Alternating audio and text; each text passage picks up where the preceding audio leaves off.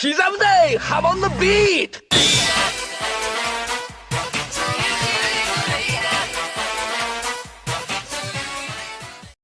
This is what we've really been waiting for. Part 3 is not only the most well-known JoJo part, it's also the one with the most misinformation surrounding it. So in this video, I'll be covering almost everything people claim Araki forgot in Part 3. The first one is also the biggest, Dio's coffin, but it is also one of the easiest to disprove. In Part 1, Erina and the infant Lisa used the coffin to escape from the exploding ship. In Part 3, Dio is found underwater 100 years later in the coffin. I have seen a massive amount of people who think that there must have been a second coffin and that its existence is a plot hole. This is confusing to me since there was never a second coffin. The manga and anime both show a secret compartment in the coffin where Dio hid that he entered before the ship exploded. At the end of Part 1, Erina is seen sitting in the red-lined portion of the coffin. In Part 3, we can see that portion is removable and there is space underneath. The amount of people that do not even know about this is staggering, so I'd like to make sure that as many people as possible are at least aware of it. The existence of this secret compartment also makes perfect sense. If Dio ever had to hide inside, he would need a way to protect himself just in case it is opened in direct sunlight. However, even after knowing, there are still some people that will try to argue about how Dio managed to get inside. Some explanations have been given in a couple of different JoJo novels, but those are non-canon, so I will not be using those. Really, I'd say the answer is as simple as he took Jonathan's body and just walked over and got inside. But people seem more particular about details, so I'll go over those. Some people have asked how Dio got inside the compartment when Erina was already there, or how she didn't notice. Considering that it's a secret compartment, there's probably a secretive way to open it. If Dio had customized a coffin that can shoot out a crystal from the inside to kill people, I'm sure that he would have had a way to open the coffin straight into the bottom portion, either from the lid itself or through a false bottom. As for how Erina wouldn't notice the movement of the coffin, I think the swaying of the boat along with explosions and falling debris would account for that. Others have asked how Erina left the coffin without Dio escaping. This one is also quite simple. At the end of Part 1, Erina was floating in the open coffin and was rescued off the coast of the Canary Islands. I'd say it's reasonable to suggest that in a time period with no electricity, Erina is most likely to have been rescued during the daytime, during which Dio would not be able to go outside of the coffin. There was no reason that Erina would take the coffin with her, so it eventually sank to the seabed where it was found 100 years later. This time, the coffin was opened after the sun had set, so Dio was able to escape. Another common topic is how Jotaro got all of the objects in his cell. While keeping himself in the jail cell, Star Platinum acted subconsciously and brought Jotaro objects. Some people point out that Star Platinum is a short-range power type stand, and shouldn't be able to go very far to gather these objects. I'd like to point out that a stand's effective range is not necessarily equal to its actual range. Close-range stands generally decrease in power as they get farther from their user, but it's not out of the question that Star Platinum would have been able to gather objects from in and possibly around the police station. As for how the larger objects were able to get inside, we're able to clearly see that Star Platinum can open the cell door on its own. A more difficult thing to address is the first battle against Magician's Red. Star Platinum loses power while Jotaro is being suffocated by the Red Bind. Later on in the Dark Blue Moon fight, which takes place largely underwater, breath seems to have no effect on stands. I can easily see this as a holdover from early concepts for stands, which in Japanese can be read as ghostly ripple. However, on the next page, Joseph still says that stands are created by life energy, which is how they are generally thought of in later parts. Stands are tied to your consciousness, and losing consciousness would make your stand weaken. Jotaro was in his first stand battle and was being strangled. While in the Dark Blue Moon fight, Jotaro is prepared and is holding his breath for no more than 2 minutes. Some people ask how Joseph can look as old as he does despite being a Hamon user. In Part 2, Lisa looked quite young, so why isn't Joseph the same way? Lisa was raised by Straizo and had been learning Hamon since childhood. After the death of her husband, she secluded herself and did nothing but train in the following years. Joseph, on the other hand, only trained in Hamon because he had to, and had no reason to continue doing so after the defeat of the Pillarmen. Lisa is actually not a very good example to make this argument. Joseph is 69 years old in Part 3, while Lisa was 50 in Part 2. A better example would be Straizo, who at 75 years old and even with constant Hamon training still began to look older as the years went on. Back in part 1, Dio was shown to have created chimera creatures that he kept around his mansion. Some people ask why he never made more of these after he returned. The first answer is that he simply didn't like them, and only really made them to test the limit of his abilities. However, what I think people are missing is that Dio essentially did use this ability again when he grafted his own head onto Jonathan's body. During the first appearance of Kakyoin, he is seen using a painting while he attacks Jotaro. He paints over Jotaro's leg, and Jotaro is attacked in the same spot. Many people ask why he never used this painting ability again. This is another one that confuses me. The painting was never a part of his ability, it was just an attack from Hierophant Green. Either an Emerald Splash or an attack from one of Hierophant Green's strands. Kakyoin even destroys the painting afterwards, hinting that it has nothing to do with his ability. Some people have said that since we can't see the attack, it couldn't have been from his stand. Well, we don't see his stand when he destroys the painting, and many times in the series we've been shown things happening with the stand being invisible. Later on, Kakyoin possesses the school nurse by using Hierophant Green to control her. He is using a puppet in this scene, but the ability is shown to be unrelated. This further supports that the canvas itself is unrelated to his stand. Both the canvas and the puppet are just being used for show. However, Kakyoin's possession abilities are tied to another common question. Outside of this scene, Kakyoin no longer uses his stand to possess people. Well, there are multiple reasons for this. Kakyoin was being manipulated by Dio, and would never harm innocent people on his own. He does still use Hierophant Green to enter people, as seen at the end of the Death 13 fight, and when he saves a little girl from being attacked by lovers. None of Kakyoin's other fights would benefit in any way from using possession.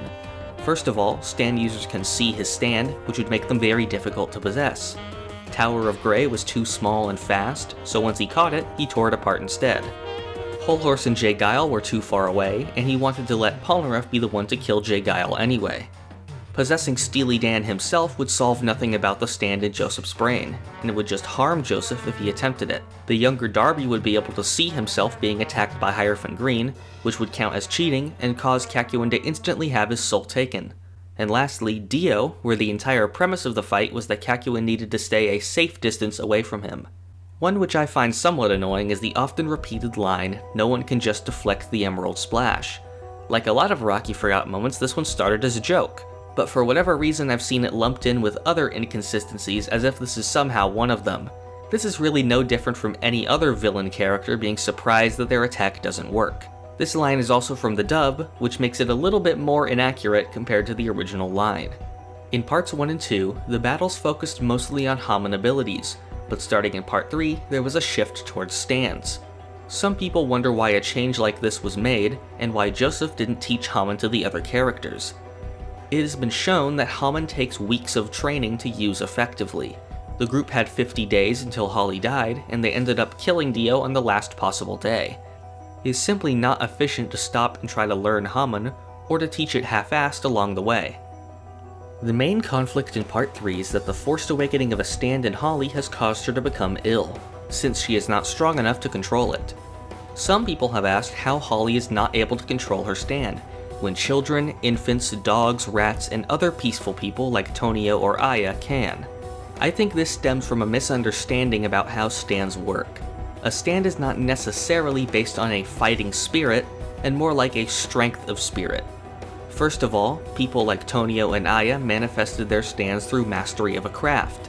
Since they became so skilled in a certain task, a stand formed which fit their skill.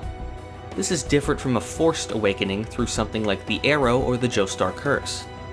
The Joestar stands were awakened because of the distress signal sent from Jonathan's body.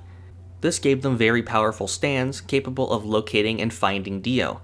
Since Holly is a peaceful person, she is not suited for this kind of stand. Holly is also not the only person shown in JoJo who had a partial stand awakening, as the user of Cheap Trick in Part 4 was still able to attain a stand but was unable to control it. Early on in Part 3, stand names were based on tarot cards. Before leaving, the group draws the cards to choose the name of their stand. Enya also used the cards to name the stands of Dio's minions, so why didn't they ever draw the same cards? In a series where fate has repeatedly been shown to be real, and where fortune tellers make multiple appearances in which they are always accurate, I really don't see how people get hung up on this. They didn't draw the same cards because they're tarot cards and it was fated to happen that way. It's really that simple. Right after the group leaves for Egypt, Dio is shown using his own version of Hermit Purple to spy on them. A lot of people seem to think this is an abandoned idea where Dio would have had the power of every stand. That is nothing but a fan theory and has no source whatsoever, and the amount of times that I've seen it repeated as fact is insane. In actuality, this Hermit Purple is the stand of Jonathan's body, as confirmed by Araki himself in the stand dictionary from the JoJo A Go-Go art book. Many people refer to this stand as the Passion, but this is incorrect. The Passion is Jonathan's stand in the non-canon spin-off novel George Joestar, and in the book, it functions completely differently from this stand. The official name for this stand is simply Jonathan's Stand. To talk more about this stand, some people have asked why Dio is able to track the movements of the group so easily, and this is the reason. This is also the reason Dio was able to manipulate the message Joseph read on the TV. The characters Kakyoin and Polnareff were both being shown controlled by flesh buds placed by Dio. They became allies after Jotaro removed their flesh buds. Some people have asked why Jotaro didn't recruit any more people using this method. Many stand users were shown to be following Dio for reasons other than mind control. Many of them were seduced by him, which Dio has an extreme tendency for, and others talk openly about being paid by him. Most of them are just plain evil, and there are even people like Whole Horse who is clearly not being mind controlled since he often considers betraying Dio. None of the other stand users were able or willing to be converted to the Crusaders' side. In the flashback introducing Jay Guile, he is briefly shown using a shield that protects himself from the rain. I'm surprised people still bring this up since I really haven't seen anyone talking about it since before the Part 3 anime aired. This is really as simple as having Hanged Man go between reflections on the raindrops to prevent them from hitting him. During the Dark Blue Moon fight, the runaway girl character, later known in the anime as Anne, is introduced. She stays with the group for a short time and rejoins them again before later being sent home. The argument for whether Araki forgot her is really the same as Poco in the last video. She's just a minor character. In the Dark Blue Moon and Strength fights, Jotaro is shown using his Star Finger ability, where he extends his finger to hit things. A lot of people have asked why this ability is not used in more situations, and some even bring up examples from other parts. I'll cover the examples for other parts in those videos when I get to them. However, there is some word from Araki as to why this ability didn't return. He said, as the fights intensified, its frequency of use decreased. This would imply, at least to me, that the ability is not very powerful in the first place. Jotaro has only ever used it as a last resort when he is restrained. However, I will be revisiting the viability of Starfinger in my Part 4 and Part 6 videos. As for within Part 3, the idea that random abilities not constantly coming back means that Araki forgot them is just asinine to me. During the fight against Ebony Devil, Polnareff is blinded and trapped underneath the bed, making him unable to see where to attack with his stand. However, Polnareff is seemingly able to see with his stand inside Joseph during the lovers' fight. What some people seem to have forgotten is that Joseph was showing Kakyoin and Polnareff what was happening on the TV with Hermit Purple. When Rubber Soul is disguised as Kakyoin, he is shown using Hierophant Green to attack the robber. For some reason, people view this as a plot hole, despite Yellow Temperance being a blob that can shapeshift into anything he wants. Others ask how nobody saw this attack happening, since Yellow Temperance is a visible stand, but the fake Hierophant Green is shown traveling low along the ground while the others have their back turned. During the fight against Steely Dan, Kakyoin and Polnareff are shown shrinking their stands to go inside of Joseph's body. Shrinking your stand takes intense concentration to do, and leaves you completely defenseless. Your stand's power also decreases the smaller it becomes. A lot of people seem to think this would have been useful again, but I really see no other opportunities where a stand user could just stand around without being attacked while shrinking their stand for whatever reason. This kind of ability is really only useful against a microscopic stand like Lovers. The next fight is against a stand that takes the form of a sun. Some people ask how Dio, who is a vampire, is able to control someone whose stand is the sun, a vampire's weakness. This is because this is not really a sun. Vampires in JoJo are weak to a specific wavelength of energy. This sun stand would have as much effect on Dio as any other light source, like Magician's Red's fire, a flashlight, or the lit lamps he gladly keeps inside of his mansion. Even if this stand did function like the actual sun, Dio has been shown to be perfectly capable of convincing people to join him with his supernatural charisma. During the fight with Alessi, Polnareff loses one of his earrings. In the following arcs, he is seen with the earring back. The only reason attention is being drawn to this earring is because it was a small hint to the woman that Polnareff was the child she met earlier. Afterwards, it's replaced like any other damaged article of clothing the characters have. Even Polnareff loses the earring multiple times. And in the final arc, Polnareff doesn't get his earring back until after they defeated Dio. Against Darby, Joseph enters a bet that involves dropping coins into a glass, trying not to be the one to make it spill over. I've seen multiple people asking why he didn't use Hammon to keep the liquid inside the glass. This has a very easy answer. Everyone, including non-Hammon users, can see Hammon. This can be seen even all the way back with Smokey in Part 2, who describes Joseph glowing. Darby would see this happening and instantly know Joseph was cheating, which would result in his soul being taken. Because of this, Joseph used a more discreet cheating method. Iggy Stan the Fool uses a sand replica of Dio to fool Vanilla Ice. There are a couple different questions surrounding this. The first is how Iggy would know what Dio looks like. When the group's entire goal is locating and defeating Dio and they carry a picture of him around, I don't see why they wouldn't have shown Iggy this picture to let him know that once Dio is defeated, they would let him go home. Another question is how the voice was replicated. People seem to forget that Polnareff is there as well, and that he has met and heard Dio before. Silver Chariot is shown to have an ability to remove his armor at the cost of defense to increase his speed. As with other stand abilities, people ask why the use of these decreased. Most people seem to mention the Vanilla Ice fight, despite speed not really being an issue here. Chariot doesn't have issue dodging the attacks, it only becomes an issue whenever he is unable to see the attack at all. Such as when he lost part of his leg, which was after the sand he had thrown to track his movement had gone away. Dio makes his return in Part 3, now with the time-stopping abilities of the world. However, he is no longer seen using some of his vampiric abilities like freezing and space for Stingy Eyes.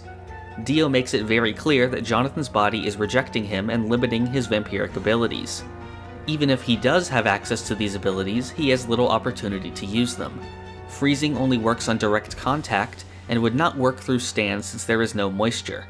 And considering that Dio's main goal is to get more Joestar blood to strengthen his time stop, I think that the last thing he'd want to do is expel his bodily fluids in a last-ditch move like Space Ripper Stingy Eyes. Lastly, Dio has become so confident in the world and improving its time stop that he would have little care for those other abilities. Before Dio gets in the car with the Senator, he has a brief line acknowledging how long he has been alive. For whatever reason, people take this line as him saying he had never seen a car before, when he had been shown to travel to America before in Part 6. This is another minor point people blow out of proportion, since it's just a small line to remind people of Dio's age. Clearly within Part 3, Dio has already seen a car, since he recruited the car-driving stand user, Wheel of Fortune. While Jotaro is fighting Dio, the two of them appear to fly through the air. Really, this is them jumping and propelling themselves with their stands. An unfortunate side effect of the anime adaptation is the conversion of normally fast-paced scenes into much slower ones to include the details from each page. Their time in the air is prolonged because of their clashing and the time stops freezing Jotaro. But Jotaro is clearly not flying freely, since he is seen using his stand to redirect his momentum. Now possibly one of the most controversial topics in JoJo, Star Platinum stopping time. As with the coffin, the biggest Araki forgots seem to have the easiest answers. Jotaro was gifted a stand capable of defeating Dio from the Joestar curse, not entirely dissimilar to how Jonathan's body and Joseph were given similar stands. The explanation for why Jotaro had to develop his time stop is the same with Dio's Hermit Purple. Dio has had a year to strengthen it, while Jotaro is just starting to learn it and is finally pushed hard enough to use it outright during the final battle. Jotaro tested whether or not he could move within time stop using the magnet trick. Since the magnet was connected to Dio, it was not stopped in time, similar to anything else Dio holds. Because of this, it would attract Jotaro's magnet, and if he is able to feel this, he would know that he is capable of moving within stop time. Star Platinum's ability is super speed and reflexes, and what is the peak of those abilities if not moving so fast that it's like you stop time? Some also seem to imply that this ability wasn't planned and came out of nowhere, when it has been documented that the World and Star Platinum were the first two stands Araki created when planning Part 3. The final thing I'll be covering is Joseph's revival. This will play into another moment in the next video, so I won't go into too much detail. Joseph's body was clinically dead after the fight with Dio. By doing a blood transfusion with Dio's body and jump-starting the heart, Jotaro was able to resuscitate him. There are a couple things to go over with this. The first point is that since Joseph received blood from Dio's body, shouldn't he become a vampire? Vanilla Ice was revived with Dio's blood and became one, why is Joseph any different? Well, a lot of the blood Joseph got back was really just his own blood, that Dio had taken only 4 minutes earlier. Even if Joseph was to get some of Dio's blood inside of him, that would be little trouble for a Hamon user. Jonathan was shown to be able to expel vampiric essence from his body. Eliminating Dio's cells from within his own blood would be as simple as channeling a bit of Hamon. This is supported by Straizo, whose vampire cells were destroyed by his own Hamon. Second, some people question whether Joseph should be able to be revived to begin with. What people seem to miss is how little time he really spent without blood, which was 4 minutes. Even in real life, people have been revived from apparent death after longer periods than that. Others also bring up that Joseph's soul left his body. A detail a lot of people overlook is Jotaro questioning if he's seeing things in that scene, but I'll ignore that. People have gotten very caught up in the specifics behind souls leaving bodies and when someone is really considered dead in JoJo. At the end of the day, like most things in JoJo, it comes down to fate. Joseph Joestar is a character shown to have a supernatural tendency for cheating death, and this is no different. And that was every Araki forgot for part 3. This may turn out to be the longest video in this series just from the sheer amount of things there was to talk about. However, there are still some big ones to talk about, especially in the next part, which is one of the main reasons I decided to make these videos. Join me next time when I'll be debunking Araki Forgot in part 4. Please consider joining the Hamon Beat Discord server, where I will be posting updates on upcoming videos. That is also the best place to leave any suggestions you may have. The link to that will be in the description down below. Thank you for watching. This is the part of the video where I thank my $5 and $10 patrons. Thank you Northern the Lich, thank you Alex Ramirez, thank you Raziana, thank you Boat Girl, and thank you Laura.